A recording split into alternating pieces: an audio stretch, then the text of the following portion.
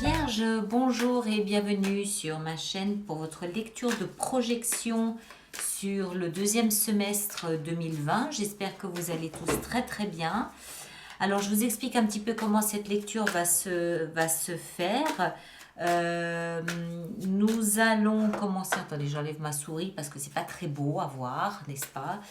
Nous allons commencer par faire cette lecture en croix comme on l'a fait pour les dernières projections.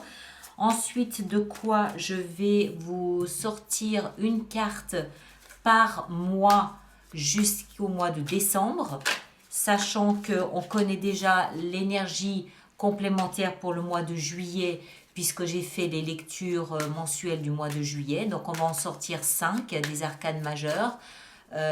Chacune de ces cartes, chacun de ces arcanes,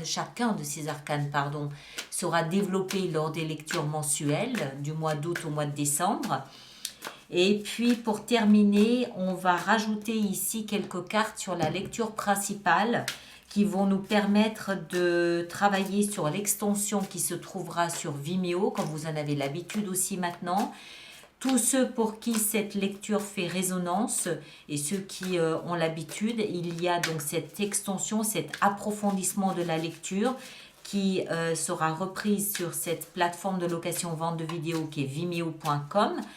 Le lien pour cette extension se trouve dans la boîte de dialogue sous cette vidéo à côté de mon nom.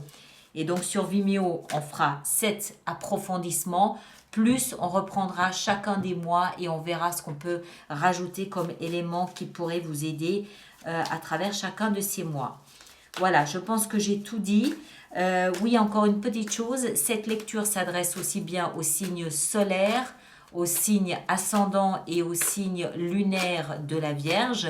Et je vous invite, je vous conseille à aller regarder votre signe ascendant et ou lunaire pour avoir d'autres indications, d'autres informations que vous pouvez croiser avec cette lecture-ci.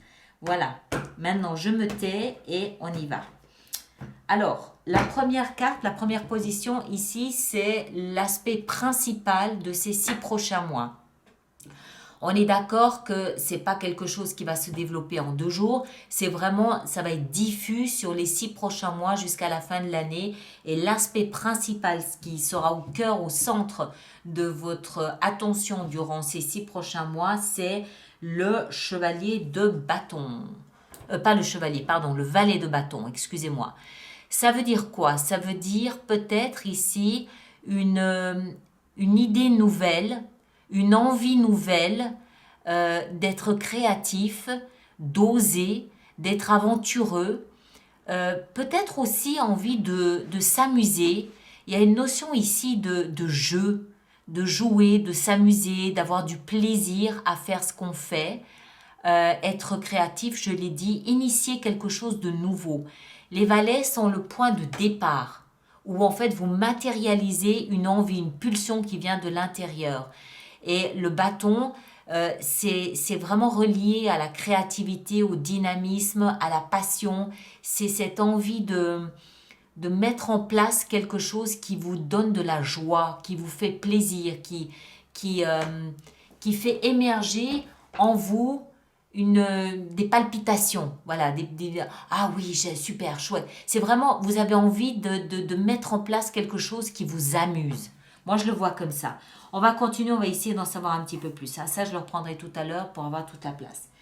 La position ici, c'est les fondements de ces 6 prochains mois. C'est-à-dire aussi bien ce que vous avez à disposition que ce qui vous manque. Souvent, le manque n'est rien d'autre qu'un tremplin pour aller chercher ce qui précisément nous manque. D'accord? Donc, les fondements, ce sur quoi vous vous appuyez. Le roi de coupe. Le roi de coupe qui ici nous explique... alors, vous êtes vierge. Hein? Donc, ça veut dire qu'il y a 2 possibilités. Soit il y a dans vos fondements, c'est-à-dire ce sur quoi vous pouvez vous appuyer ou ce qui vous manque, un personnage d'un signe d'eau, cancer, poisson, scorpion, homme ou femme. Quelqu'un qui assume ses émotions, quelqu'un qui a de fortes émotions, quelqu'un qui est fortement amoureux, disons-le comme il est. à moins que ce ne soit quelqu'un qui ait votre intérêt à cœur. C'est possible aussi, comme un grand frère ou voilà, quelqu'un comme ça, d'accord? Si ça n'est pas un personnage, c'est une énergie et ça peut être votre énergie. C'est-à-dire que vous pouvez très bien avoir envie de mettre en place quelque chose de très amusant qui vous permette d'assumer vos émotions, qui vous donne envie d'assumer, de vivre vos émotions, vraiment, le roi, c'est quelqu'un qui assume ce qu'il vit, c'est quelqu'un qui a de l'expérience, il a de la bouteille, il revient de loin, il a mené des combats, il a mené des guerres, il les a gagnés, il a gagné son trône. Il n'est pas là par hasard. S'il est là, c'est parce qu'il a les capacités, les compétences pour être assis sur ce trône. Et en l'occurrence, ici, c'est un trône d'émotion. Donc, il s'agit, ici, dans vos fondements, soit ça vous manque, soit vous l'avez, d'assumer ces émotions. De, oui, je suis amoureux ou amoureuse, ou non, j'ai du mal avec mes émotions. Je vais donc partir à conquérir cette capacité à assumer mes émotions, où je vais développer, déployer et m'amuser avec ma capacité à aimer en initiant quelque chose de nouveau. D'accord ? On continue, on va essayer de comprendre un peu mieux. Ici, on a ce à quoi vous aspirez. Qu'est-ce que vous voulez, à quoi est-ce que vous aspirez, puisque c'est la tête. À dépasser des regrets et une forme de nostalgie. Ça n'est pas nécessairement une histoire d'amour que vous laissez derrière vous. Ça peut être le regret d'une patrie, le regret d'une maison, le regret d'un job, d'une amie, d'un ami, d'une vie familiale, quelque chose comme ça. D'accord? C'est le fait de voir le verre à moitié vide plutôt qu'à moitié plein. Mais c'est ce à quoi vous aspirez. Ça veut dire que vous voulez dépasser ça et vous voulez faire comme ce personnage, vous retourner et contempler non plus ce que vous avez perdu, mais ce que vous avez gagné. D'où ce nouveau départ. Et ça peut être lié au fait de devoir assumer vos émotions. D'accord? Ça a l'air d'être très, très spongieux comme énergie pour vous ces 6 prochains mois. Hein. Très spongieux, très dans l'émotion, très dans le ressenti, très dans l'alarme facile. Hein. On continue. Ce que vous avez ici, ce que vous avez dans cette position ici, c'est tout ce que vous devez lâcher, laisser derrière vous. Ah, 4 de coupe. Ce que vous devez lâcher, laisser derrière vous, c'est une proposition qui s'est révélée décevante. Une proposition qui aurait dû vous plaire, qui aurait dû vous combler, qui aurait dû vous satisfaire, mais qui au final s'est révélée décevante, frustrante, vide de sens, vide d'intensité, vide de profondeur. Vous vous êtes retrouvé à vous ennuyer en raison de cette proposition. Et c'est ça que vous devez laisser derrière vous. Vous sortez de cette expérience frustré, déçu, pas forcément amer, mais sur la déception, dans la frustration. Vous y avez cru et vous vous êtes brûlé les ailes. Vous avez été attiré par quelque chose de lumineux, quelque chose qui semblait profond. C'était probablement très sincère, hein, quelque chose qui semblait profond, mais au final, ça s'est avéré être en dessous de ce que vous avez espéré. Le résultat était bien en deçà de ce que vous espériez. D'accord ?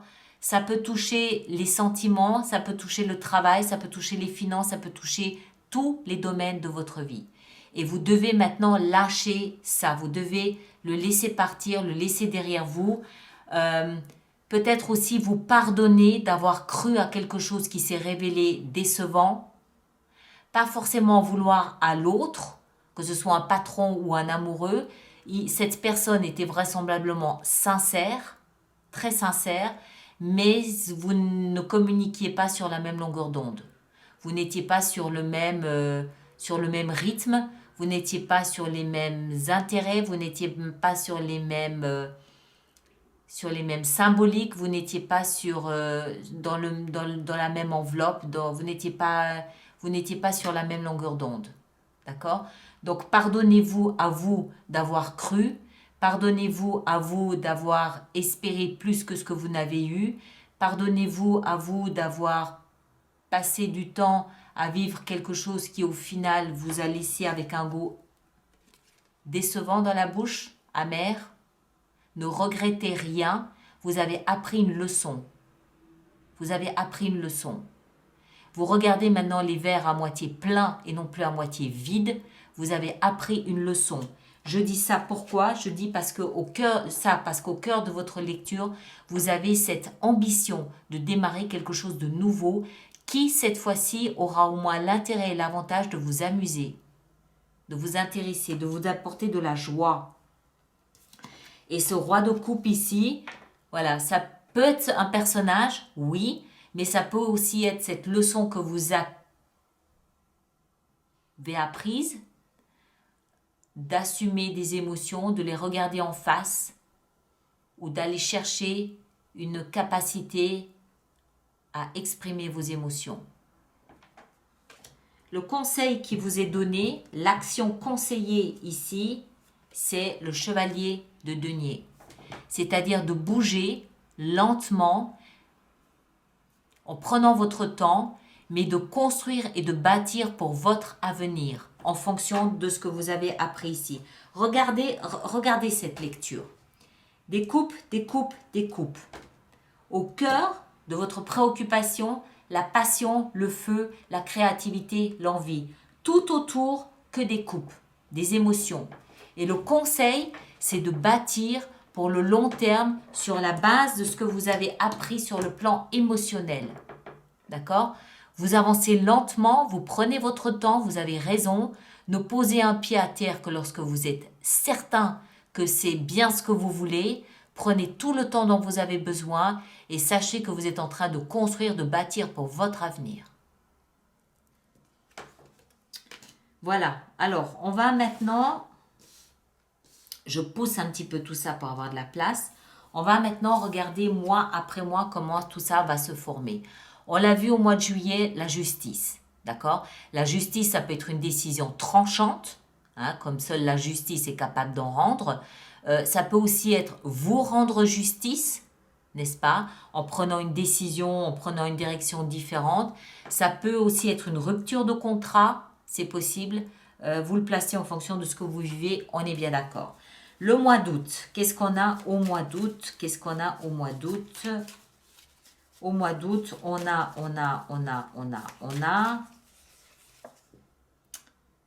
les étoiles. L'espoir, la guérison. Moi, je pense que ces étoiles sont liées ici à cette envie que vous avez d'une vie nouvelle, d'une vie meilleure, d'une vie où en fait vous pouvez mettre à profit ce que vous avez appris, ce que vous avez acquis. Vous avez une vision édulcorée de l'avenir, une vision pleine d'espoir. Vous avez les yeux brillants. Vous rêvez un peu à une vie meilleure, à un avenir meilleur, à quelque chose qui sera plus en concordance avec ce que vous êtes, vous, véritablement. Mais n'oubliez pas que ce que vous mettez en place se nourrit de l'expérience émotionnelle que vous laissez derrière vous. Ça n'est pas pour rien que là, vous avez peut-être l'espoir de quelque chose de meilleur parce que vous avez goûté à quelque chose qui était émotionnellement intéressant, on va dire, frustrant, décevant, certes, mais néanmoins prometteur, intéressant, sinon vous ne l'auriez pas accepté. Et vous avez, à partir de là, vous pouvez vous dire, oui, je veux quelque chose dans cet ordre d'esprit ou dans cet esprit-là, mais quelque chose qui me satisfasse. C'est plein d'espoir. Vous nourrissez l'espoir de vous reconnecter, de renouer avec quelque chose qui émotionnellement, cette fois, ne sera pas décevant, mais sera pleinement, qui assumera les promesses faites, les promesses miroitées. Le mois de septembre. Au mois de septembre, on a la lune. les émotions sont mises sur le devant de la scène. Je pense qu'au mois de septembre, vous serez dans une espèce de nébuleuse, mais dans un sens positif, c'est-à-dire que vous serez, c'est comme si vous étiez en fait animé par vos émotions. Vous avez peut-être appris à les exprimer et vous êtes animé par vos émotions plus que par le concret et le tangible. D'accord? C'est plus comme si c'était vos émotions qui prenaient le mouvement d'aller vers l'avant plutôt que votre tête, votre mental et la réflexion. En novembre, non, pardon, en octobre, nous avons la grande prêtresse, la papesse. Grande prêtresse qui, elle nous parle d'intuition, mais ici, je pense que ça prend un sens un peu différent. Pour moi, ici, la grande prêtresse, on le voit, elle a un livre sur son genou.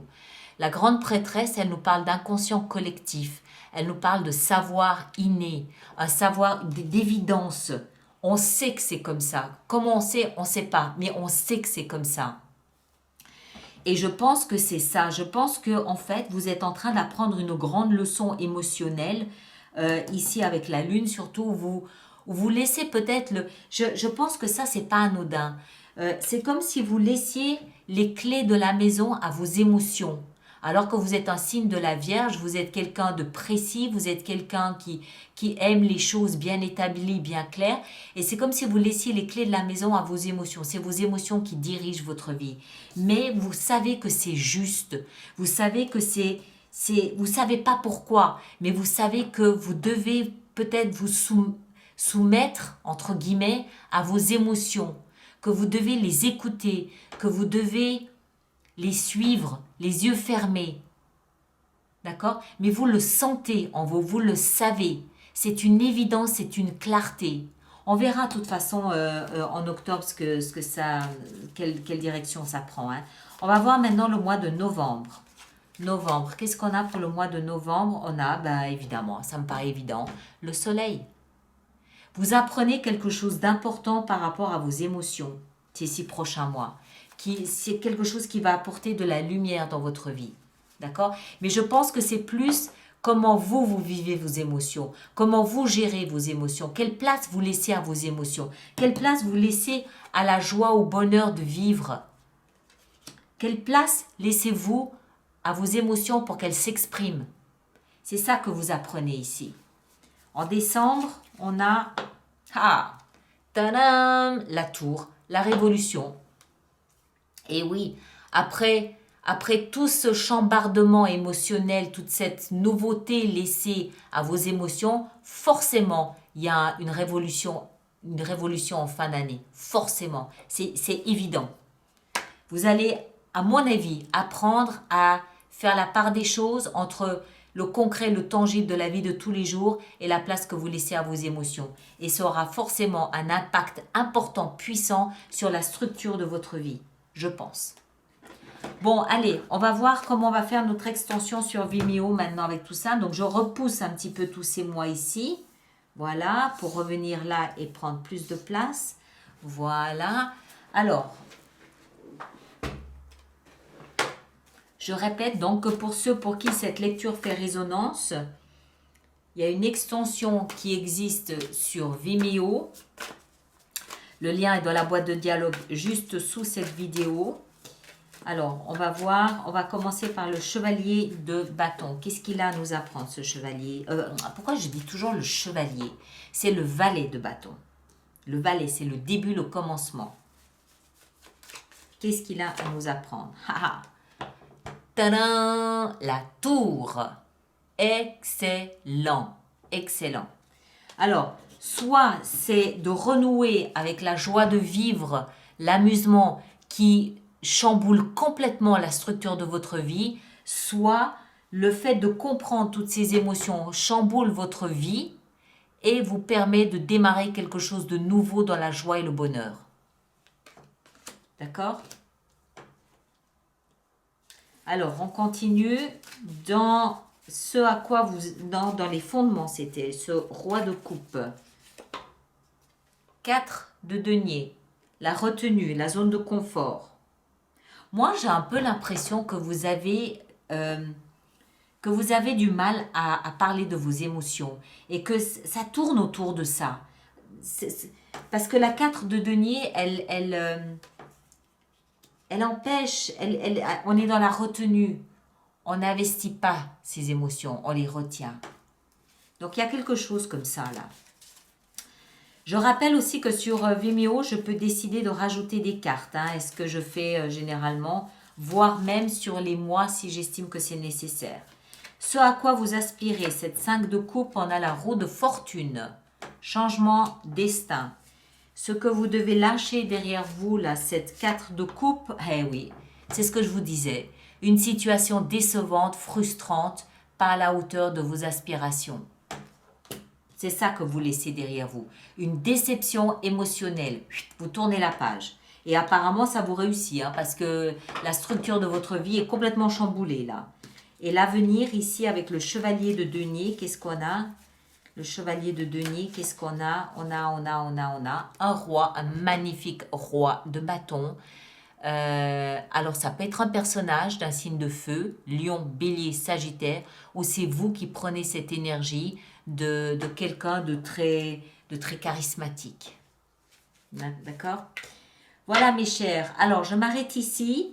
Merci de partager, de liker, de laisser vos commentaires et de vous abonner si ce n'est pas déjà fait. Ceux qui me rejoignent sur Vimeo, à tout de suite. Et les autres, on se retrouve au mois d'août pour développer cette énergie des étoiles, de l'espoir que vous portez en vous pour votre avenir, pour une vie un peu différente que celle que vous avez connue. D'accord? Merci à vous tous et à très très très bientôt. Merci bien.